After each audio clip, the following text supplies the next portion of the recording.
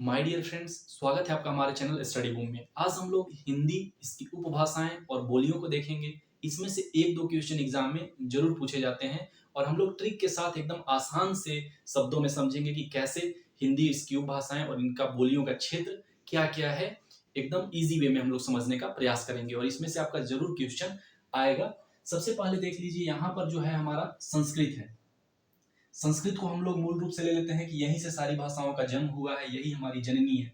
संस्कृत से बन गया पाली, पाली हो गया, उसके बाद बना प्राकृत, पाली से आया फिर प्राकृत आया, फिर प्राकृत जो है उसके बाद प्राकृत से निकलता है हमारा अपभ्रंश। ठीक है, अपभ्रंश आ गया, यहां से हमारा क्वेश्चन पूछना स्टार्ट होता है। ठीक है, अपभ्रंश जो है तो इसको हम लोग, अपभ्रंश जो है तो एक हम लोग मागधी अपभ्रंश, अर्धमागधी अपभ्रंश, स्वर सैनी अपभ्रंश, पैसाची, व्राचड़ और महाराष्ट्री, ये सारे अपभ्रंश दिए हुए हैं और एक यहाँ पर खस अपभ्रंश भी यहाँ पर दिया हुआ है। ठीक, तो ये जो सारे जो है ऊपर वाले, ये सारे अपभ्रंश दिए हुए हैं। पहला तो ये दिमाग में रखिएगा।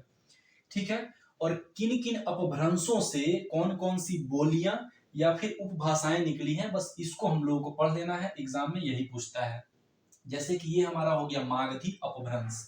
ठीक, तो मागधी अपभ्रंश से तीन भाषाएं निकली हैं। पहला तो ये देख लीजिए, बंगला, उड़िया और असमिया। ये तीनों भाषाओं को याद कर लेना है। कभी आपसे पूछे उड़िया जो है वह किस अपभ्रंश से निकला है, तो मागधी अपभ्रंश से निकला है।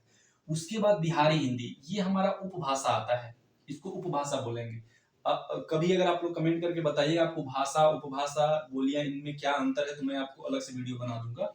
अभी यहाँ पर देखिए कि मागधी अपभ्रंश से ये तीन भाषाएं भी निकली और मागधी अपभ्रंश से ये बिहारी हिंदी उपभाषा निकली और इसी से भोजपुरी, मगही और मैथिली। अब देख लीजिए, भोजपुरी जो है इसका जो बोली का क्षेत्र क्या क्या है, ये हमेशा पूछता है। तो भोजपुरी जो है बनारस में बोली जाती है, बलिया में बोली जाती है, देवरिया में बोली जाती है और आरा में बोली जाती है भोजपुरी। ठीक है, उसके बाद हम लोग मगही पे आते हैं। मगही ये सबसे ज्यादा डाउटफुल है। जो मगही जो है वो पटना में बोला जाता है और कई लोग जब पटना ऑप्शन देगा ना तो भोजपुरी में टिक करके इसको टिक करके आएंगे। ठीक है, कि भोजपुरी का पटना, भोजपुरी का जो क्षेत्र है, बोली क्षेत्र, वो पटना है, ऐसे टिक करके आएंगे। नहीं, बिल्कुल गलत है। पटना जो है क्षेत्र जो है वो मगही का क्षेत्र है, मगही बोली का क्षेत्र है पटना। मगही कहा गया और मगही जो है पलामू में बोली जाती है और मगही जो है हजारीबाग में बोली जाती है। इसको लेकर कंफ्यूजन होता है। और बनारस जो है, इसका जो है भोजपुरी जो है बनारस में भी बोली जाती है। उसके बाद एक मैथिली, तो ये याद कर लीजिएगा, बिहारी हिंदी से तीन निकला है। उसके बाद अर्धमागधी, ये हो गया अपभ्रंश, अपभ्रंश में ही अर्धमागधी अपभ्रंश हो गया। अर्धमागधी अपभ्रंश से पूर्वी हिंदी, ये उपभाषा हम लोग बोल सकते हैं। तो पूर्वी हिंदी उपभाषा से कौन कौन सी बोलियां निकली हैं? तीन बोलियों को मुख्यतः ध्यान में रखना है। एक हो गया अवधी, छत्तीसगढ़ी और उसके बाद बघेली।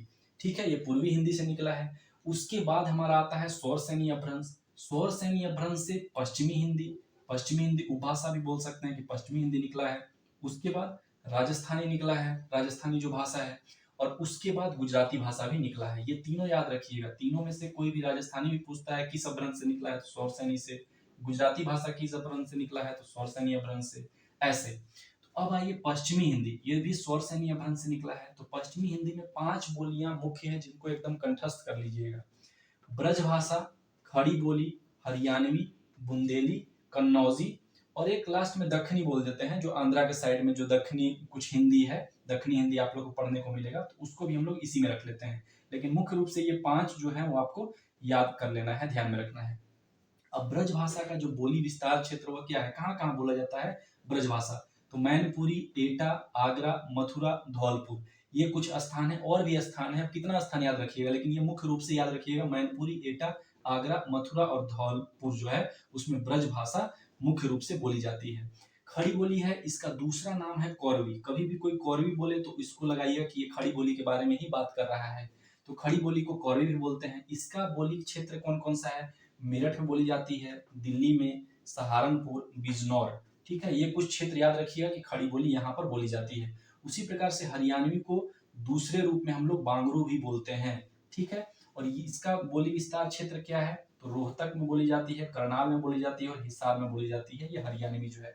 उसके बाद वैसे ही बुंदेली, बुंदेली का जो क्षेत्र है वह झांसी है, महोबा है, जालौन है, इन कुछ क्षेत्रों में बोली जाती है। और भी बहुत सारे क्षेत्र हैं, लेकिन ये कुछ कुछ महत्वपूर्ण याद रखिएगा। कन्नौजी जो है इटावा कानपुर में बोली जाती है। उसी प्रकार से दक्षिणी हिंदी जो है वो आंध्रा साइड में, ये कुछ क्षेत्र में तेलंगाना में ये बोली जाती है दक्षिणी हिंदी। ठीक है, तो ये हमारा हो गया। उसके बाद राजस्थानी जो हमारा भाषा है, ये स्वर सैनी अपभ्रंश से ही निकला है राजस्थानी भाषा। इसमें 4 प्रमुख बोलियां आती हैं।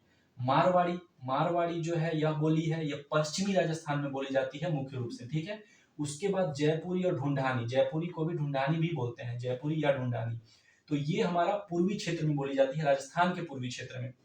उसी प्रकार से जो मेवाती है वह राजस्थान के उत्तर क्षेत्र में बोली जाती है, और मालवी जो है वह दक्षिण क्षेत्र में बोली जाती है। ऐसा भी पूछता है, अगर आप लोग राजस्थान में अगर एग्जाम दे रहे हैं तो ये भी पूछ सकता है।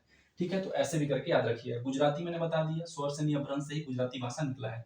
उसके बाद आ गया पैसाची अपभ्रंश। ठीक है, तो पैसाची अपभ्रंश से 2 भाषा निकला है, एक हो गया लहंदा और दूसरा हो गया पंजाबी, ये याद रखना है।